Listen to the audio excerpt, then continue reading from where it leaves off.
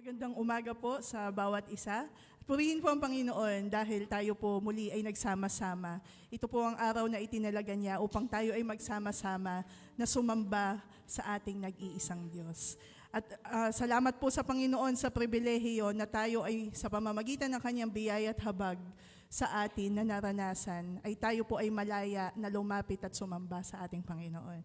So tayo po ngayon ay aawit ng mga papuring awitin sa Panginoon. At sa pagkakataon po ito, meron po tayong isang bagong awitin at ito po ay, ang title po niya is Bring Praises. At tunay nga po na ang ating Diyos, sa Kanya nagmumula ang lahat ng bagay. At sa bawat biyaya na pinagkakalaw po niya sa atin, ang ating mga puso, kapag po nare-realize natin yung dami ng Kanyang pagpapala sa bawat isa. Hindi lang po sa yung physical natin kundi or material kundi po yung pagpapalang espiritual na nararanasan natin sa Diyos. Ang ating mga puso ay mapupuno ng pasasalamat sa ating Diyos. At hayaan po natin na ang pasasalamat sa ating mga puso ay mabigkas po natin sa pamamagitan ng ating mga awitin. Ang sabi po sa Psalm 103 verse 2, Praise the Lord, O my soul, and forget not all His benefits. Ang lahat po ng pagpapala natin ay mula sa Panginoon. At sa pagkakataon pong ito, inaanyayahan ko po kayo na tumayo at tayo po ay umawit sa Diyos. Sabi po sa chorus, basahin po natin. Ang sabi po niya, bring praises forever to the Lord. Bring praises together. To Him who is worthy, to Him be endless thanks, forever to His name. Bring praise. To Him who sits on the throne and to the Lamb be praise and honor and glory and power forever and ever. Tayo pong lahat ay umawit sa Panginoon.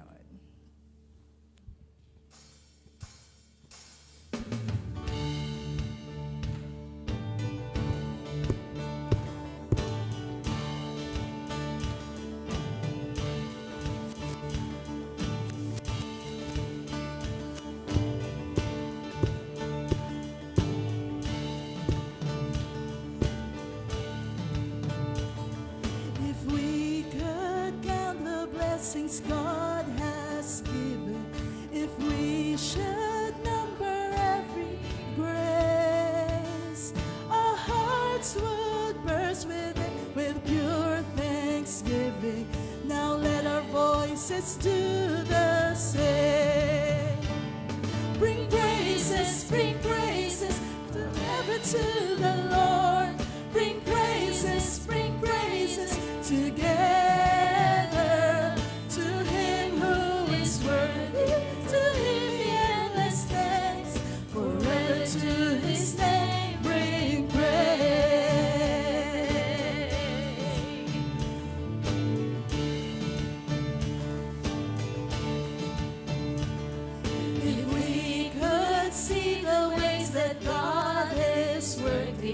What is His sovereign hand? What mind could grasp the height of that great wisdom? Oh, who of us would understand? Bring praises forever to the Lord. Bring praises together to Him who is worthy. Forever to His name bring praise.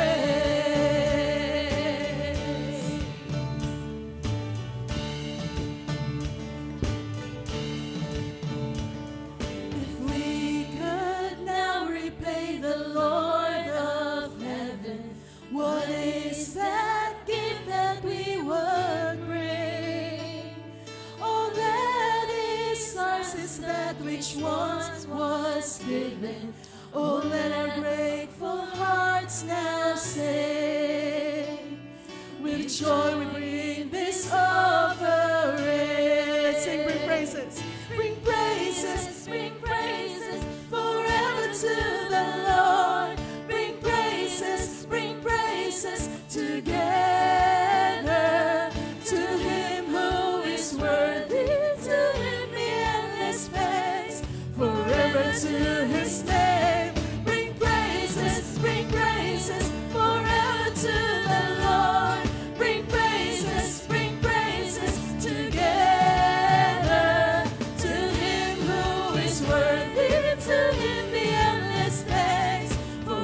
to His name bring praise. Forever to His name bring praise.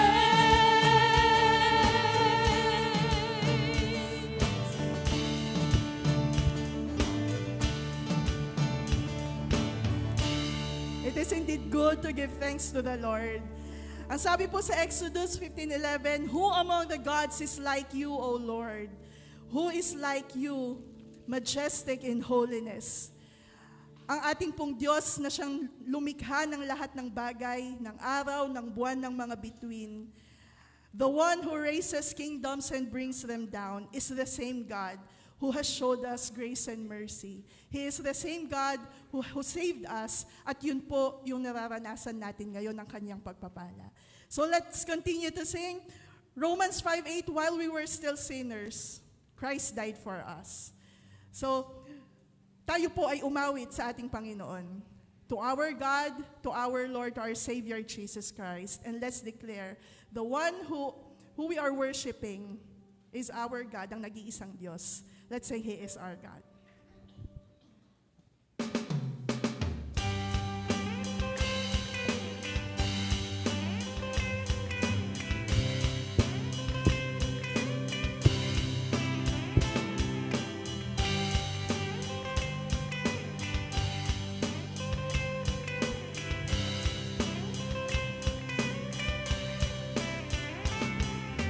Who can light the fires of 1,000 burning suns, blazing in the heavens? There is only one who is our God. Who commands the nations, building up and tearing down, silencing His rivals? There is only one, He is our God. Our God. Let's sing holy. Holy, you alone are holy, matchless in your glory, holy God.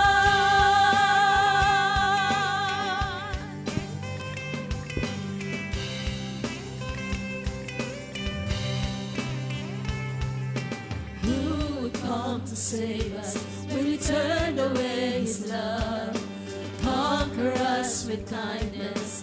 There is only one, He is our God. Let's all declare, He is our God. He is our God.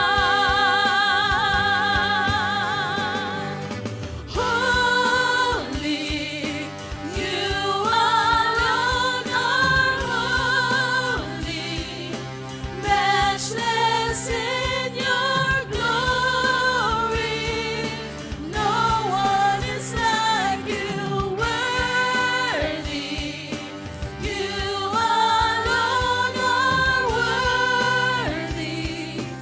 We adore you, holy God.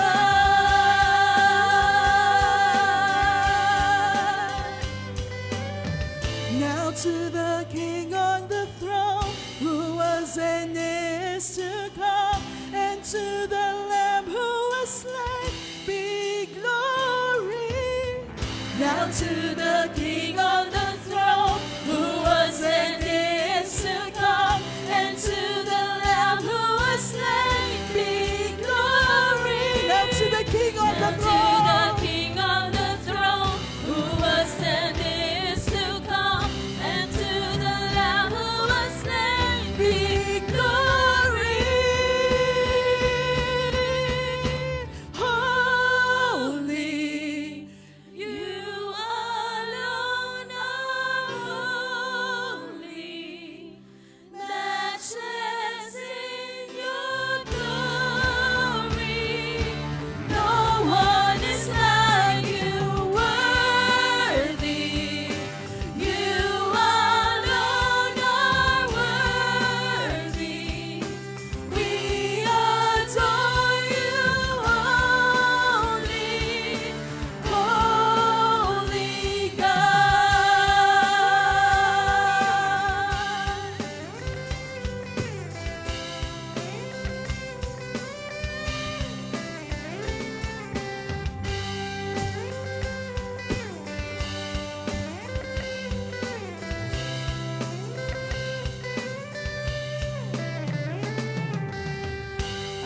Diyos na banal at dakila sa lahat, sa inyo po, Panginoon, ng lahat ng papuri.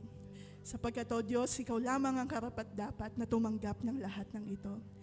Ikaw ang aming Diyos na banal, at sa pamamagitan mo, aming Panginoong Hesukristo, ay kami ay nilikha ang lahat ng bagay. You are the God who is the uncreated one. Jesus, you became flesh. You, the eternal King, you chose the cross to save us, Lord God. And we thank you. We thank you, Lord God.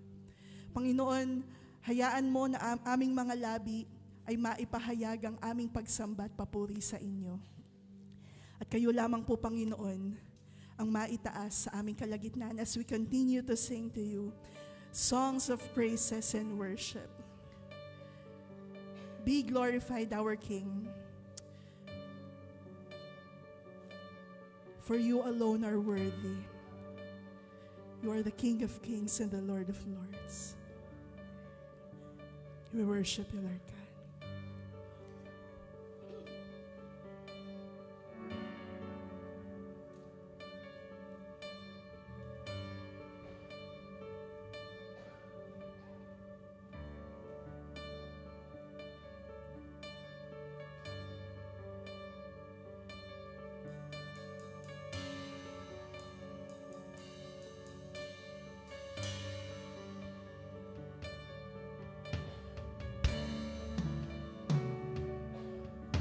In Philippians chapter 2, verse 6-11, Jesus humbled himself even to the death on the cross. And because of that, God exalted him above every name. Jesus, who is worthy to receive all the glory and honor, tayo po ay patuloy na umawit sa ating Diyos. He's our refuge, He's our strength, He's worthy of all our praise. The uncreated one, the author of salvation,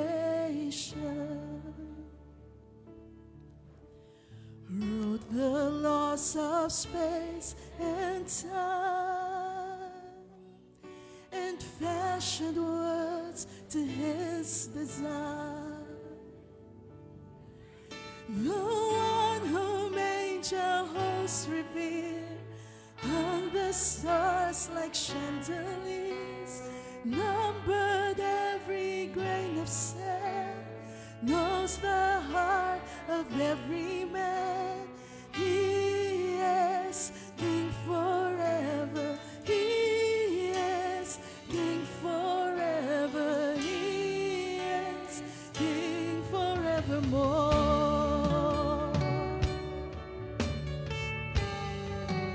God, our fortress and our strength,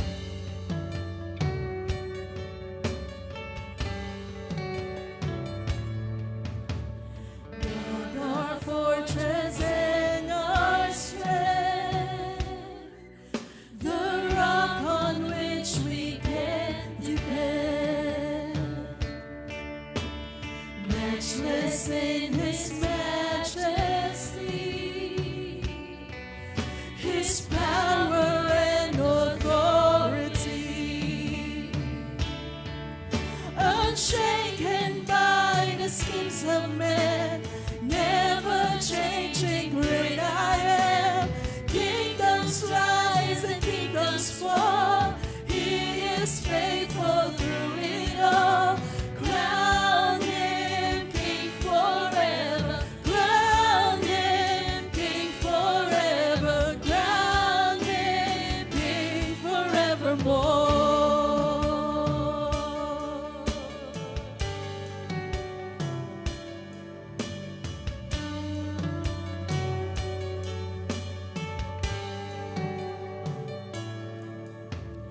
Mighty God in mortal flesh, forsaken by a traitor's kiss, the curse of sin and centuries did pierce the lowly Prince of Peace. Oh, lifted high the sinless man, crucified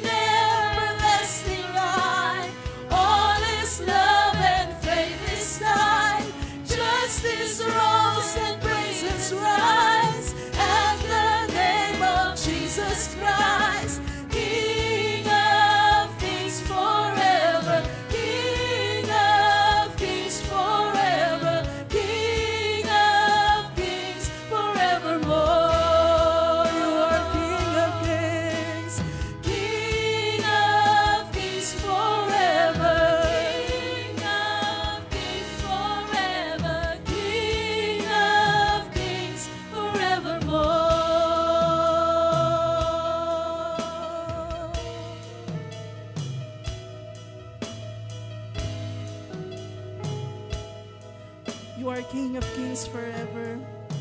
You are our refuge, our strength.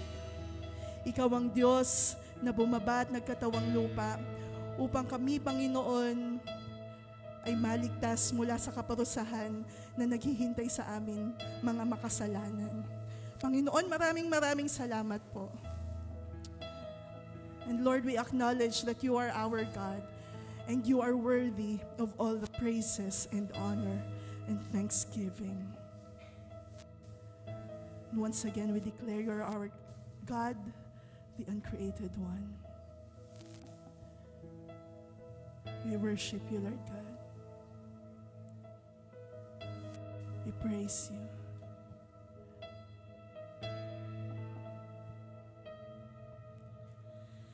God, the uncreated one, Let's all sing.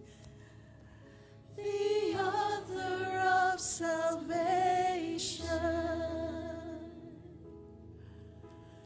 wrote the laws of space and time, and fashioned worlds to his desire. The one whom angel hosts revere, hung the stars like chandeliers, numbered every grain of sand, knows the heart of every man. He is King forever. He is King forever. He is King forevermore.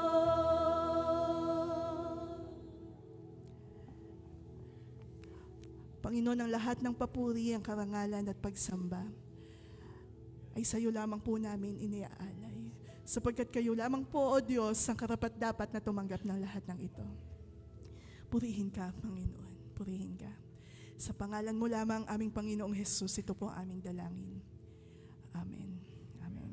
Purihin po ang ating Panginoon. Maaari na po tayong makaupo.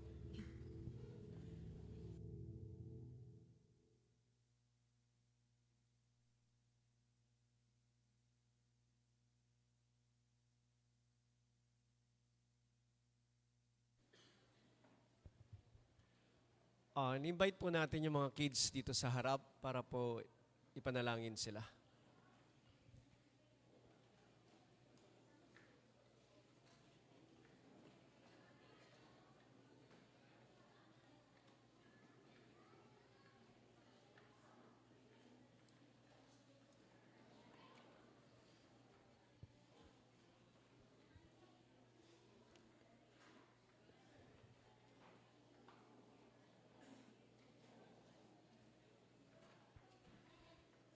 Sige po, tayo po ay sama-samang manalangin. Ama namin Diyos, nais naming ipagpasalamat ang umagang ito. Nais naming ilapit ang mga batang ito, O Diyos, na makikinig ng iyong salita. Nawa ang iyong salita ay patuloy na lumago sa dakdang panahon at sila ay patuloy na magkaroon ng banal na takot sa iyo, O Diyos. Maraming salamat po at dalangin din po namin ang aming mga kapatid na tagapagturo. Pangunahan nawa sila, O Diyos, ng iyong banal na Espiritu. Purihin ka, O Diyos, sa pangalan po ng Panginoong Yesus. Amen.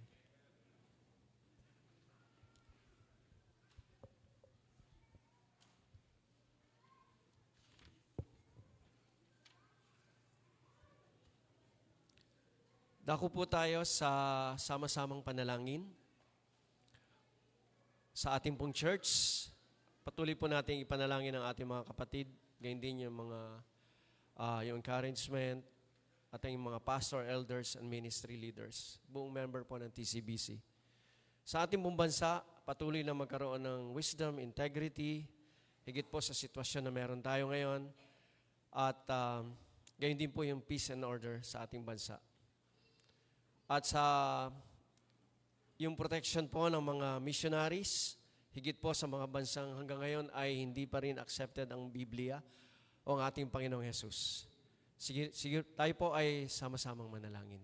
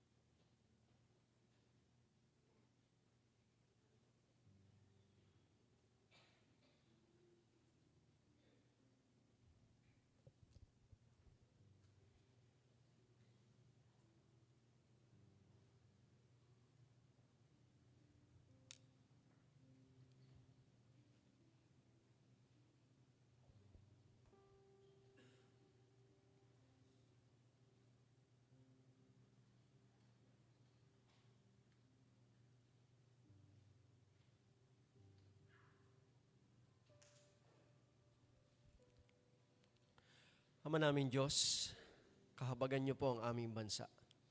Tulungan niyo po, Panginoon, ang aming bansa, O Diyos, sa sitwasyon na meron kami, Panginoon. Ganyan din po sa aming iglesia, sa bawat kapatid namin, Panginoon. Nawa ang iyong salita ay patuloy na maipamuhay namin, Panginoon. At ito ay magbigay ng kaluguran sa iyo lamang, O Diyos. Maraming salamat, Panginoon. Sa pangalan po ng aming Panginoong Yesus. Amen. Amen.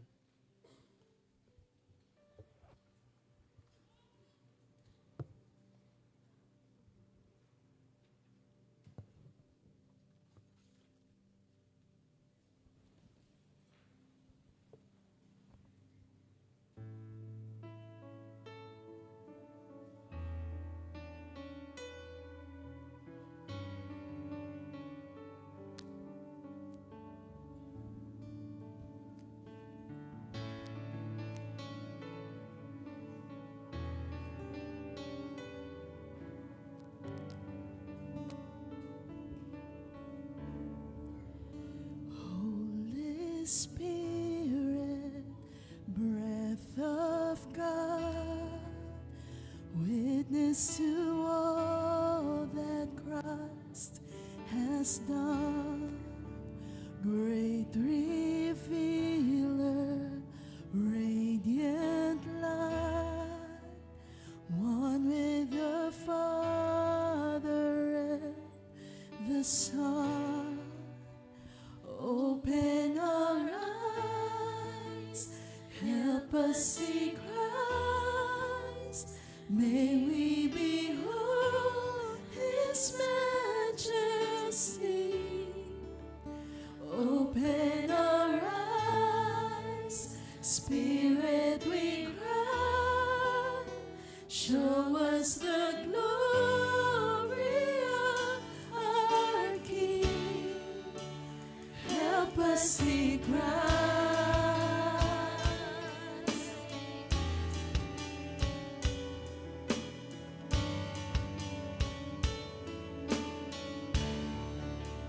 Holy Spirit, voice of truth, speaking the word of God to us, sent from heaven to our hearts, that we might know the Father's love. Open our eyes, help us see Christ. May we behold His majesty. Open our eyes, Spirit, we cry. Show us the glory of our King. Help us see Christ.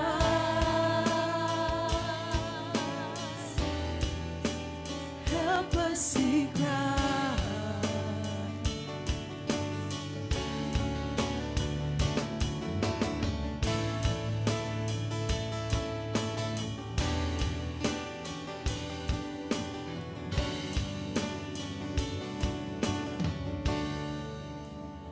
Holy Spirit, guarantee of the redemption Christ has won, promised helper, be our strength until this race on earth is run. Open our eyes, help us see Christ. May we behold His majesty. Open our eyes, Spirit, we cry. Show us the glory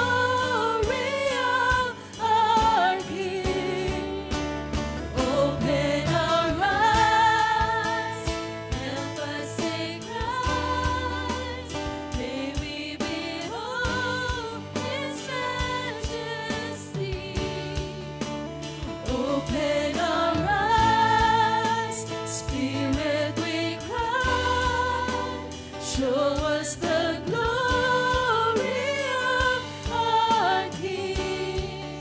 Oh, help us see Christ.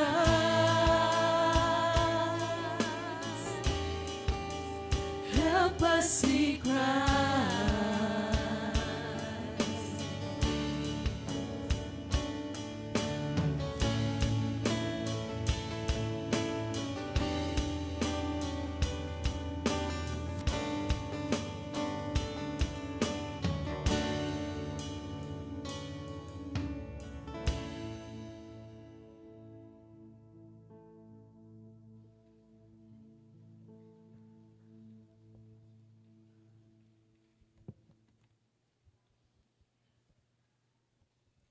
Tayo po'y tumayo para po sa pagbasa ng aklat ng salita ng Diyos. Buksan po natin ating mga Biblia sa unang Samuel, Kabanata 15, talatang 22.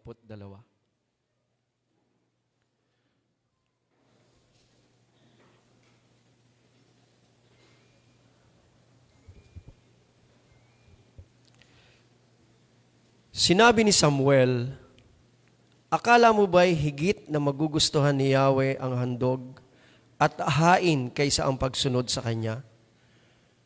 Mas mabuti ang pagsunod kay Yahweh kaysa paghahandog, at ang pakikinig ay higit na sa haing taba ng tupa.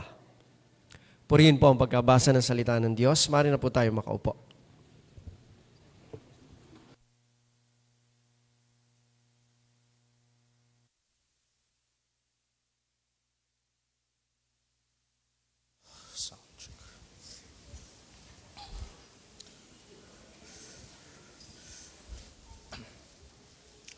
Magandang umaga po.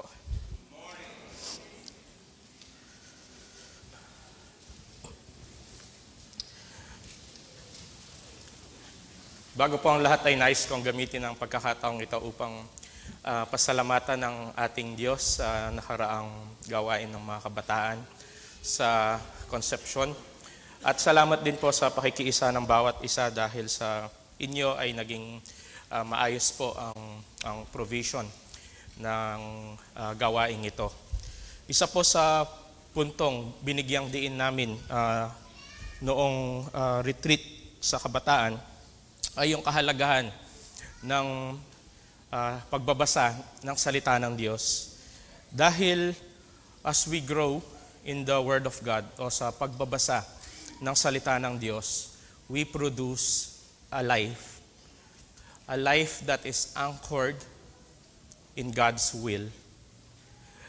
Binigyang emphasis po namin yun, binigyan diin namin yung salitang buhay because there is a tendency commonly sa mga Christians to hide the life under the guise of worship, ministries, and other Christian rituals. Yun po ang madalas na nangyayari sa commonly sa mga professing Christians. Ano po ang ibig ko sabihin dito? Meron pong ilan na ang kaisipan ay ganito. Ako ay nangangalunya o ako ay nagko-commit ng adultery. Pero di bale dahil every Sunday, I am faithful to give my tithes and offering. Siguro iniisip natin, that's too far from me. I'm not committing adultery. Paano po kung ganito? Ako ay isang Kristiyano, but I intentionally neglect the scriptures. I intentionally neglect spending time reading the Word of God and spending time with the believers.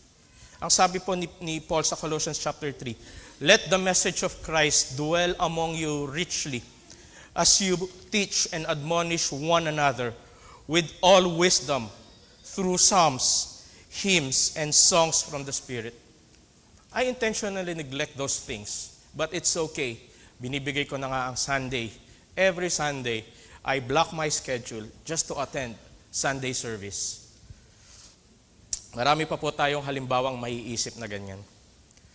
Siguro po, kasalukuyan habang pinag-uusapan natin to ay merong mga lumalabas sa kaisipan natin na itsura. Si bro ganito, si sis ganito. But let us be reminded this time, subukan po natin tignan ang ating mga sarili sa harapan ng salita ng Diyos. Anyway, isa po sa clear point na pag-uusapan natin sa umagang ito. This is not the main point, the main message, but isa sa mga mahalagang punto. God knows. God knows the motives and hearts of men. Kaya tingnan po natin ang salita ng Diyos sa 1 Samuel chapter 15. Pero bago po ang lahat, tayo po ay manalangin. Patuloy kaming lumalapit sa inyo, aming Diyos, ng may pagpapakumbaba. Hayaan mo, O Diyos, na mangusap ka sa amin. Patawarin mo kami sa aming mga pagkukulang. Patawarin mo rin kami sa aming mga pagkakasala. Sabi ng inyong salita, you set our iniquities before us, our secret sins in the light of your presence. So we come humbled. And our desire this morning is that you may be glorified in the proclamation and acceptance of your word. This we pray in Jesus' name. Amen. Buksan po natin ang ating mga Biblia sa 1 Samuel chapter 15. Makikita po natin sa kwentong ito na kung saan ang Diyos ay itinakwil niya si Saul bilang hari ng Israel. Kilala po natin si Saul, di po ba? Si Saul ang unang hari ng Israel. Quick background lang po. Noong narating ng bansang Israel ang promised land o ang lupang pangako, sinabi niya sa mga Israelita, narating nila ang promised land sa pangunguna ni Joshua. Panahon nung namatay si Joshua, ang sabi ng Diyos ay mga Israelita, subdue the land, or lipulin ang mga tao, wasakin ang mga Diyos-Diyosan, at manatili kayong tapat sa akin. Huwag kayong makikipag-asawa sa kanila, sapagkat mahahaluan, madudungisan ang bayan ng Israel. Ngunit alam natin ang takbo ng isip at puso ng bansang Israel. Hindi nila lubusang sinunod ang utos ng Diyos na ito.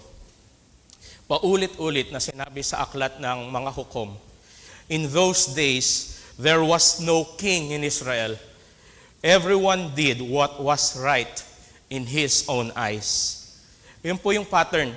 Kung babasahin natin ang Book of Judges, nagkakasala ang bansang Israel, they compromise, they commit adultery, and then dahil sa kanang pagkakasalang ito, inaalaw ng Diyos na sila ay maparusahan at mapahirapan.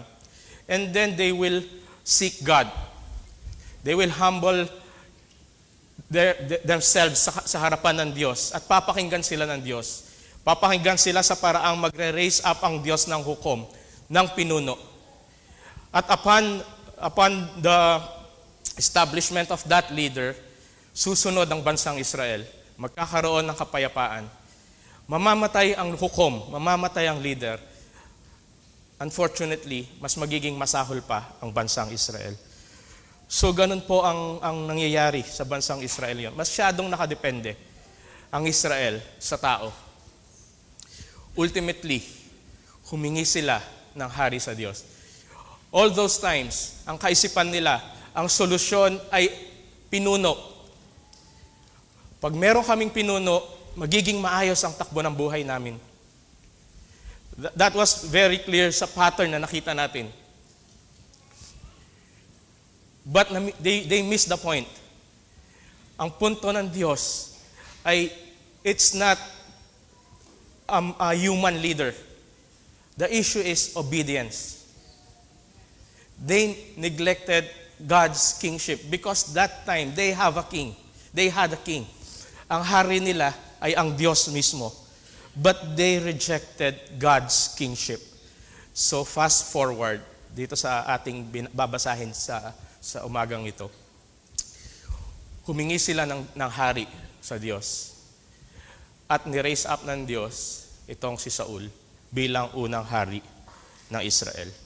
And in our story, ito po ang panahon ng kung saan inalis ng Diyos kay Saul ang kapangyarihan bilang hari. Yun po ang kwentong ito. Pero ano po ang makukuha natin mula sa mensaheng ito? Ang pagsunod sa Diyos ay higit na mahalaga kaysa sa anumang ritual o handog ng pagsamba. Yan po ang mahalagang punto na makukuha natin sa umagang ito mula sa kwento na kung saan tinanggal ng Diyos si Saul bilang hari ng Israel. Buksan po natin ang chapter 15, verse 1. Ganito po ang sabi. Sinabi ni Samuel kay Saul, isinugo ako ni Yahweh upang hirangin ka bilang hari ng Israel. Kaya't pakinggan mo ang mensahe ni Yahweh. Ipapasabi ni Yahweh na makapangyarihan sa lahat, paparusahan ko ang Amalek, tulad ng ginawa niya sa Israel nang ito'y inilabas ko sa Ehipto. So nagsimula po ang kwento kay Samuel na isang propeta ng Diyos na pumunta kay Saul na hari ng Israel, dala-dala ang mensahe patungkol sa mga Amalek na alam natin na nagpahirap sa bansang Israel nung lumalabas sila sa Ehipto. Ano po ang mensahe o utos ng Diyos kay Saul? Verse 3. Lusubin mo ang Amalek at lipulin silang lahat. Wasakin mo ang lahat nilang ari-arian at huwag magtitira kahit isa. Patayin mo silang lahat, babae at lalaki, mula sa pinakamatanda hanggang sa sanggol. Patayin mo rin ang kanilang mga baka, tupa, kamelyo at asno. So ang utos po ay wasakin at ubusin ang Amalek. Lahat. Bakit gayon na lamang po ang galit ng Diyos sa Amalek at nais niyang malipol ang mga ito? Balikan po natin kung ano ang ginawa ng Amalek sa bansang Israel nung lumalabas sila sa Ehipto. Sabi ng Deuteronomy chapter 25 verse 17, huwag ninyong kalilimutan ang ginawa ng mga Amalekita sa inyo nang kayo'y naglalakbay mula sa Ehipto. Wala silang takot sa Diyos. Sinalakay nila kayo nang kayo'y lupaypay sa hirap at pinuksa ang mga kasamahan ninyo sa hulihan. Kapag nalupig na ninyo ang lahat ng inyong mga kaaway at panatag na kayo sa lupaing ibibigay sa inyo ni Yahweh na inyong Diyos, ubusin ninyo ang lahi ng Amalekita roon. Huwag ninyo itong kakalimutan. So naalala po ba natin yung panahon na si Moises ay nakataas ang kanyang kamay? At sa tuwing nakataas ang kanyang kamay at hawak-hawak ang kanyang staff ay nananalo ang bansang Israel. Ang kalaban po nila sa digmaang iyon ay mga Amalekita. Sabi na, makikita po natin yan sa Exodus chapter 17 verse 8. Nang mga Israelita ay nasa Rephidim, sinalakay sila ng mga Amalekita. Sinabi ni Moises kay Joshua, pumili ka ng ilang tauhan natin at pangunahan mo sa pakikipaglaban sa mga Amalekita. Hahawakan ko naman ang tungkod na ibinigay sa akin ng Diyos at tatayo ako sa ibabaw ng burol. So, nung time na yon, that was Israel versus the Amalekites. So, yun po ang utos ng Diyos. Malinaw na ang utos ng Diyos kay Saul sa pamamagitan ni Samuel, lipulin ang Amalekita. Ano po ang ginawa ni Saul? Verse 4. Kaya tinipon ni Saul sa Telaim ang buong hukbo ng Israel. Nang bilangin niya ay umabot ito sa 20,000 mga kawal, bukod ba sa 10,000 buhat sa Juda. Pinangunahan niya ang mga ito papunta sa lungsod ng Amalek. Nagabang sila sa isang natuyong ilog na malapit doon at nagpasugo sa mga Sineyo. At ipinasabi niya, umalis na kayo riyan. Umiwalay kayo sa mga Amalekita para hindi kayo madamay sa kanila sapagkat pinapakitaan ninyo kami ng mabuti sa aming paglalakbay mula sa Ehipto. So seemingly, parang si Saul po ay papunta towards the Amalekites in the execution of God's command. So ginather niya ang kanyang mga kawal at patungo sila sa lungsod ng Amalek. So it looks like sinusunod ni Saul ang utos ng Diyos. Verse 7, sinalakay ni na Saul ang mga Amalekita at tinalo ang mga ito mula sa Avila hanggang sa Sur, sa silangan ng Ehipto. Nilipol ang mga taong bayan, ngunit binihag ng buhay si Haring Agag. Hindi rin pinatay ni na Saul ang magagandang baka, tupa, at lahat ng matadabang hayop doon. Ang pinatay lang nila ay lahat ng hindi papakinabangan. Sinunod po ba ni Saul ang utos ng Diyos? Nilusob niya ang mga Amalekita, ngunit hindi niya lubusang sinunod ang utos ng Diyos. Partial obedience is still disobedience when it comes sa paningin ng Diyos. Pakinggan po natin ang damdamin ng Diyos sa verse 10. Sinabi ni Yahweh kay Samuel, "Nanghihinayang ako sa pagkapili ko kay Saul bilang hari, sapagkat tinalikuran niya ako at sinuway ang aking mga utos."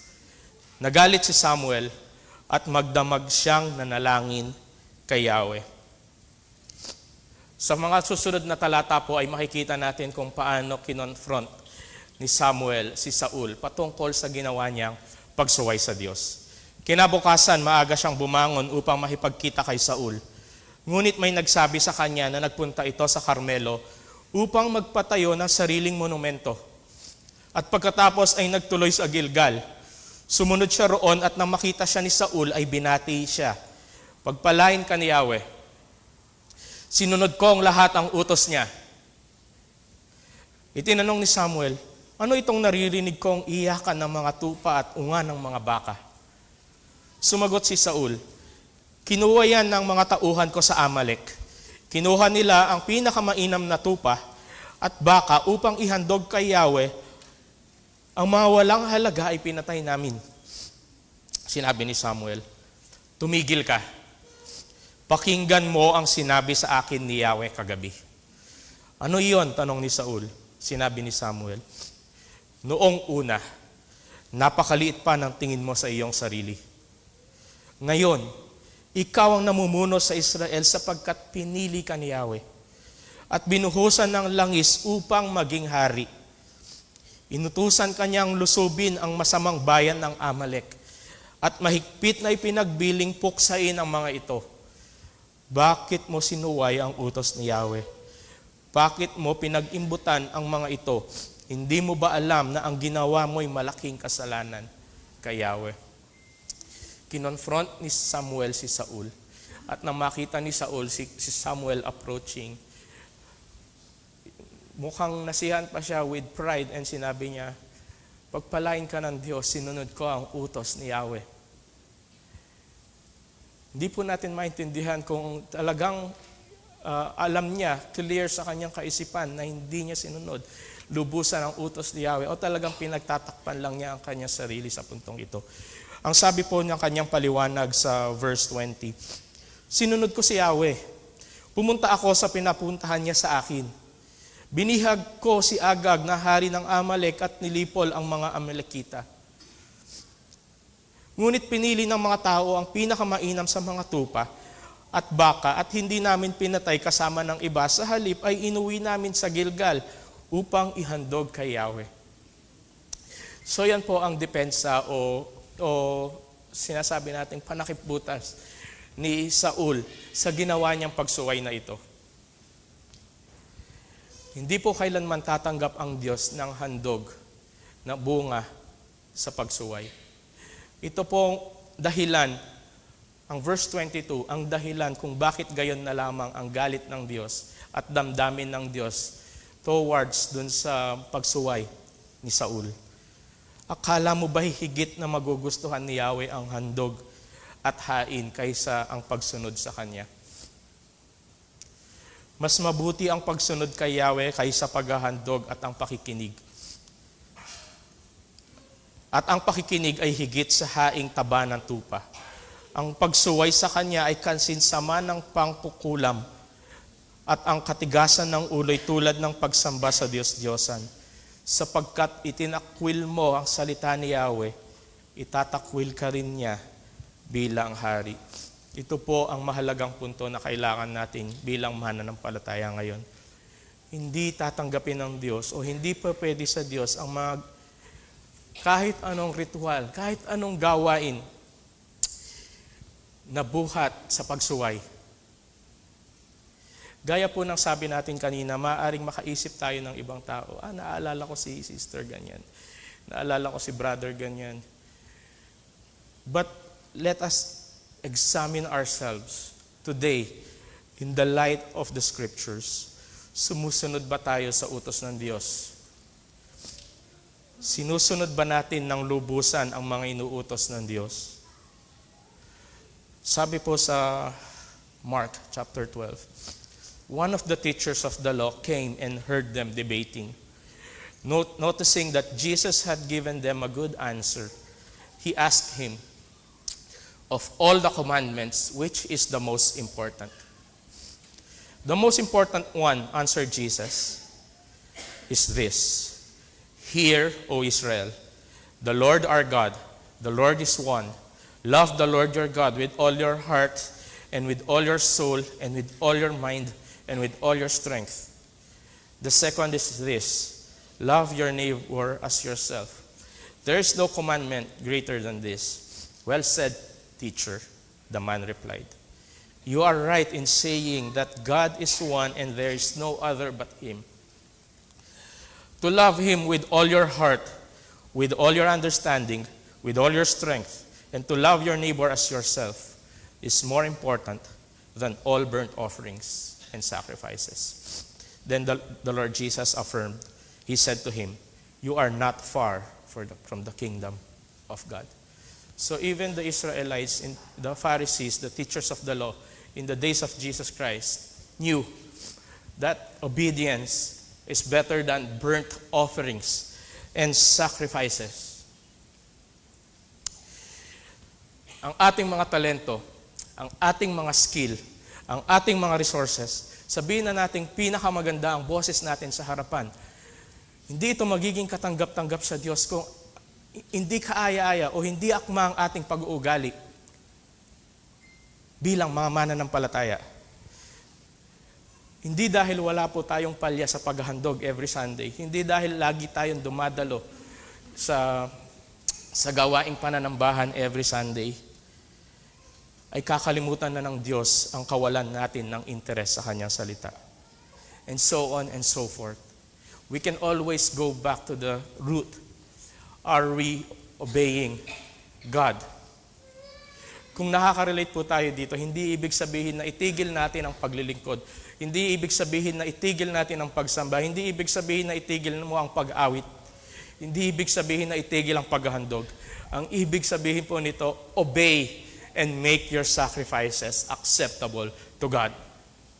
Let us make our sacrifices acceptable to God by obedience in His Word. Paano natin malalaman ang Kanyang kalooban? Let us dwell, let us read, let us meditate upon His Word, and we will know how and what to obey. And we come to God and we make our sacrifices, our worship services, our offerings acceptable to God Most High. Because that is the kind of worship that glorifies. Yan ang uri ng paghahandog na katanggap-tanggap sa harapan ng Diyos. Sabi ni David sa Psalm 51, open my lips, Lord, and my mouth will declare your praise. You do not delight in sacrifice, or I would bring it. You do not take pleasure in burnt offerings. My sacrifice, O God, is a broken spirit, a broken and contrite heart. You, God, will not despise. A broken and contrite spirit, O Lord, you will not despise. Sa tuwing dumudulog po tayo sa Diyos sa pagsamba o anumang uri ng paglilingkod, lumapit tayo, bit-bit ang buhay na nakasuko sa Kanya. Dahil ito ang klase ng pagsamba na nakalulugod sa ating Diyos, nakataas-taasan. Sabi po ng Micah chapter 6, verse 6, with what shall I come before the Lord and bow down before the exalted God? Shall I come before Him with burnt offerings, with calves a year old? Will the Lord be pleased with thousands of rams, with 10,000 rivers of olive oil? Shall I offer my firstborn for my transgression, the fruit of my body for the sin of my soul. He has shown you, O mortal, what is good and what does the Lord require of you, to act justly and to love mercy and to walk humbly with your God. Let us be reminded today, this morning, mga kapatid, na ang pagsunod kay Yahweh, ang pagsunod sa Diyos ay mas mahalaga kaysa anumang ritual ng pagsamba o gawain ng paglilingkod. Hayaan nating maging katanggap-tanggap ang ating pagsamba at ang ating paglilingkod sa pamagitan ng pagsunod sa Diyos na kataas-taasan. Going back to the story, verse 23. Ang pagsuway sa Kanya ay kasinsama ng pangpukulam at ang katigasan ng ulo ay tulad ng pagsamba sa Diyos-Diyosan. Sapagkat itinakwil mo ang salita ni Yahweh, itinakwil ka rin niya bilang hari. Sabi po yan ni Samuel kay Saul. Sinabi ni Saul kay Samuel, nagkasala ako. Sinuway ko nga ang utos ni Yahweh at ang bilin mo sa akin. So at this point, inamin na ni Saul ang ganyang ginawang pagkakamali. Nagawa ko ito sapagkat natakot ako sa aking mga tauhan. Kaya't pinagbigyan ko ang kanilang kagustuhan. Ngayon ay nakikiusap ako sa iyo na patawarin mo na ang aking kasalanan at samahan mo ako sa pag-uwi upang ako'y makasamba kay Yahweh. Sinabi ni Samuel, hindi kita masasamahan sapagkat sinaway mo ang utos ni Yahweh. Itinakwil ka niya bilang hari ng Israel. Nakita natin ang totoong dahilan ng pagsuway na ito. Kung maalala po natin kanina ang kanyang paliwanag, ang sabi niya, pinili ng mga tao ang pinakamainam na tupa, baka, at hindi namin pinatay kasama ng iba. Sa halip ay inuwi namin sa Gilgal upang ihandog kay Yahweh. So yun ang ginawa niyang dahilan nung una, na hindi namin yan inubos, kinuha namin ng best of the best to offer sa iyong Diyos. Yun ang sinabi ni Saul. Pero at this point, lumabas ang totoong dahilan. Natakot siya sa kanyang kasamahan. Kaya, hinayaan niyang maiuwi nila ang mga matatabang tupa, baka at hayop. Sapagkat ang mga ito, sa panangin ng mga kawal at that time, these are very enticing dahil ito ang the best of the best sa lupang iyon na kanilang nilipol. At ito ang magsisilbing gantimpala o reward sa pagpapagal ng mga sundalong ito. So sa madaling salita, mas inuna ni Saul ang kanyang reputasyon sa harapan ng mga taong ito kaysa sa iisipin ng Diyos sa kanyang pagsuway. Nahuhulog sa pagkakamali ang bawat isa. Tayong mga mananampalataya sa tuwing inaasam nating bigyang lugod ang tao kaysa ang Diyos. When we shift our focus towards men, and if we desire, and if our goal is to please men, nawawala ang kalwalhatian ng Diyos. Alam po ng Diyos ang totoong pangyayari. We can cover up, we can tell stories, but the Lord knows, and that's the end of the argument. The Lord knows. Hindi na namin kailangan malaman, hindi nyo na kailangan malaman ang dahilan ko. Sapagkat alam ng Diyos. Sa ating pagsamba po, sa tuwing pinipili nating bigyang lugod ang tao, na isasantabi ang kalwalhatian ng Diyos. At ayaw nating nangyayari ito sapagkat napapawalang bisa ang ginagawang pagsamba, paghahandog ng tao. In preaching, when we choose to preach messages that please people, nakakapag-come up tayo ng other gospel, such as all the other gospels na naririnig natin. Yes, it can attract people. It can establish reputation for the preacher.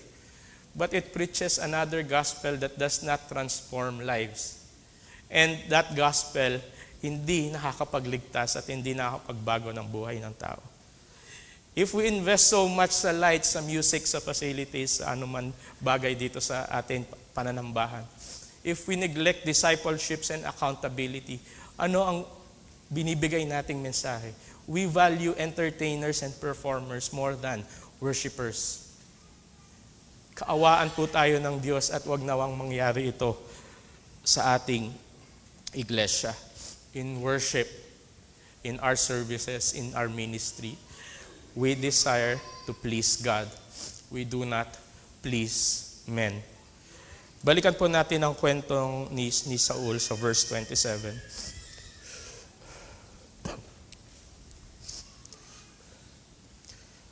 Tumalikod si Samuel upang umalis. Ngunit hinawakan ni Saul ang laylayan ng damit nito. Excuse. At napunit ang kapiraso nito. Sinabi ni Samuel kay Saul, sa araw na ito, tinanggal na sa iyo ni Yahweh ang pagiging hari ng Israel.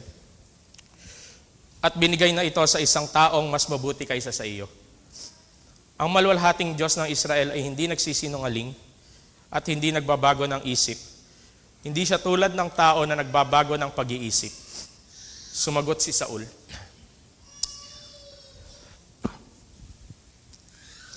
Nagkasala nga ako.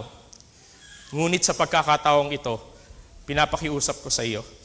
Bigyan mo ako kahit kaunting karangalan. Sa harapan ng matatandang pinuno at ng buong bayang Israel, samahan mo na akong bumalik upang sumamba kay Yahweh na iyong Diyos. Sumama si Samuel at si Saul na may sumamba kay Yahweh. The more we read, the more we see, and the more we understand, di natin maiwasang makita ang hangarin ni Saul sa pagsuway na ito. Even do sa mga previous verses, sa mga naunang talata, nakikita natin ang hangarin ni Saul. Pumunta si Saul sa Carmela upang magtayo ng monumento para sa kanyang sarili.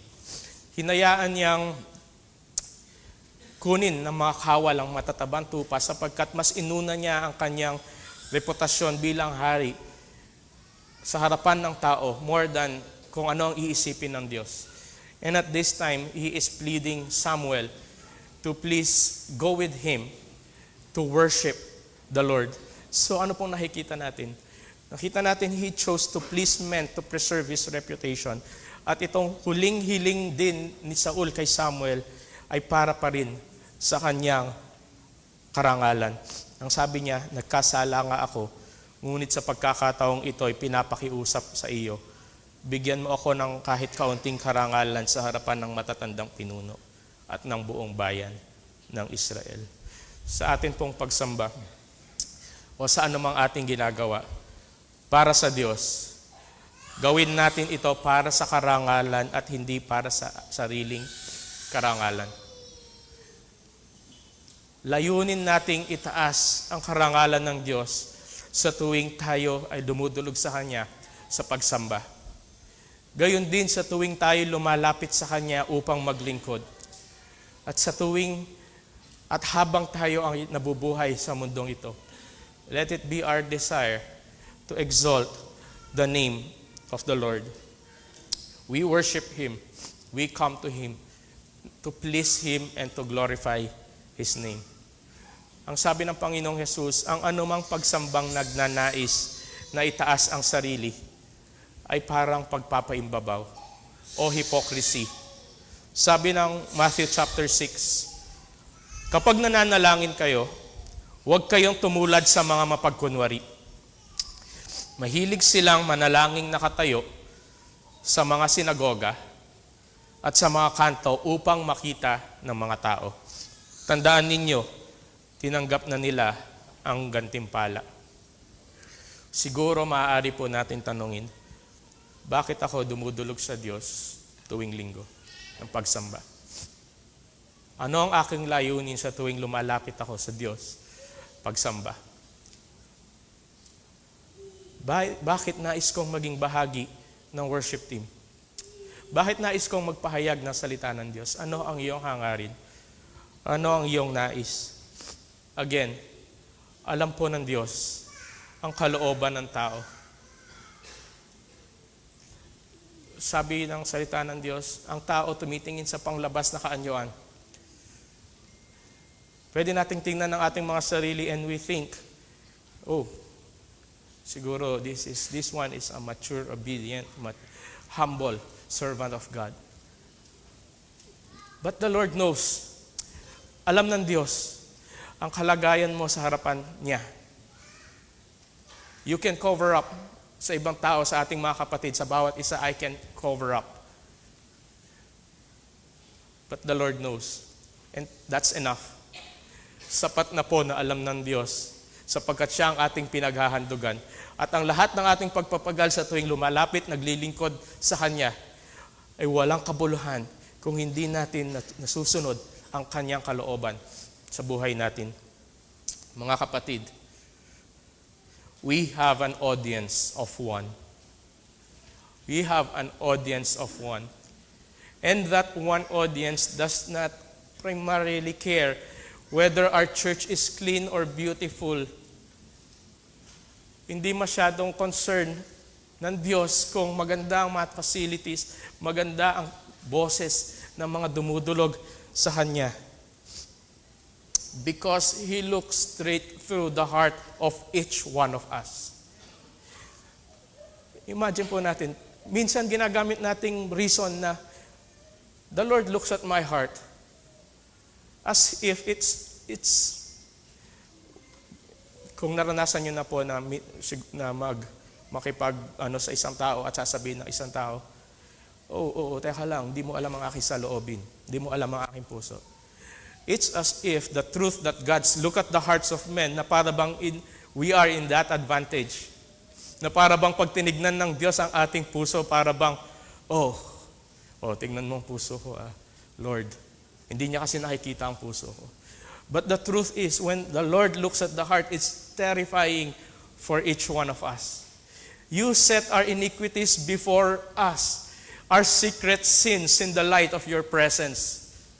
Sabi ni David, so no point of covering up when it comes to the Lord face to face. Especially when we come in the sacred meeting with God. Hindi lahat merong access sa pagdulog sa Diyos tuwing pagsamba. Alam ng bansang Israel ito noon, na hindi sila basta-basta makakalapit sa Diyos. Kahit ngayon, lahat ng walang ugnayan sa Diyos sa pamagitan ng pananampalataya kay Kristo, lahat ng mabubuting gawain ng pagsamba o paglilingkod, walang kabuluhan. But among billions of people, tayo na merong ugnayan sa Diyos sa pamamagitan ng ating pananampalataya sa ating Panginoong Jesus, we have a direct access to the throne of God. We can access God confidently because of Jesus. But the Lord looks at our heart. We can come to Him, we can serve Him, we can worship Him freely with confidence. But anything na ino-offer sa Kanya in disobedience, He will not accept. Sa mga dumudulog po sa Diyos, sa bawat isa na dumudulog sa Diyos at nagsusumikap na bigyang kaluguran ng Diyos sa pamamagitan ng pagsunod sa Kanya, sa tulong ng banal na Espiritu, magpasalamat po tayo sa Diyos sa katotohanan na tinatanggap ng Diyos ang ating paghahandog. Sabi natin kanina, the mere fact that we can directly access the presence of God through Jesus is privilege enough. How much more if we know that when we offer something to God, He will accept. Magiging katanggap-tanggap ito sa Kanya at magiging kalugod-lugod ito sa Kanya. Regardless whether you are a 20-year-old Christian, a 1-year-old Christian, 1-month-old Christian, regardless kung ikaw ba'y nagpipreach, nakikinig, naglilinis, regardless, when you come to the presence of God in obedience, you are assured that whatever you offer is acceptable, good and pleasing in His sight. Pero para sa ilan po, sa atin din, sa mga nagkakamali at sinusubukang pagtakpan sa pamagitan ng pagsamba o anumang gawain o ritual ng paghahandog ang kanilang pagsuway, alam po ng Diyos ang ating kalooban. Lumapit po tayo sa Diyos ng may kababaang loob. May kababaang loob. Huwag po nating sayangin ang ating pagsamba. Huwag po nating sayangin ang ating pagpapagal. Lumapit ka sa Diyos. Sundin mo ang kalooban ng Diyos at gawing kapaki-pakinabang ang iyong paghahandog at pagsamba sa ating Diyos. Sabi ni David again sa Psalm 51, "Create in me a pure heart, O God, and renew a steadfast spirit within me. Do not cast me from your presence or take your Holy Spirit from me. Restore to me the joy of your salvation and grant me a willing spirit to sustain me. Then again, open my lips, Lord, and my mouth will declare your praise. You do not delight in sacrifice, or I would bring it. You do not take pleasure in burnt offerings. My sacrifices, O God, is a broken and contrite spirit. You, God, will not despise." Lumapit po tayo sa Diyos. Ayusin natin, makipagkasundo tayo sa Diyos. And then, ang mga handog natin ay magiging kapaki-pakinabang at nakakalugod at katanggap-tanggap sa ating Diyos. Hindi po tinatakwil ng Diyos ang handog ng may mababang loob. Tayo po lahat ay manalangin. Salamat po, O Diyos, sa pangungusap mo sa amin. Kami po ay nagpapakumbaba at humihingi ng gabay buhay.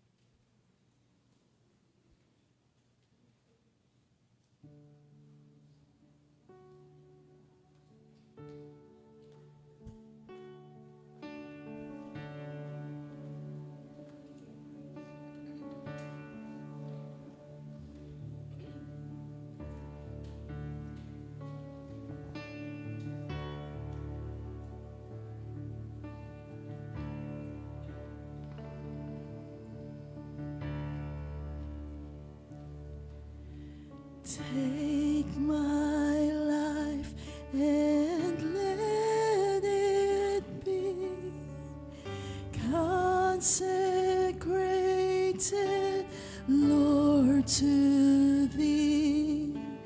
Take my hands and let them move at the impulse of Thy love, at the impulse of Thy love.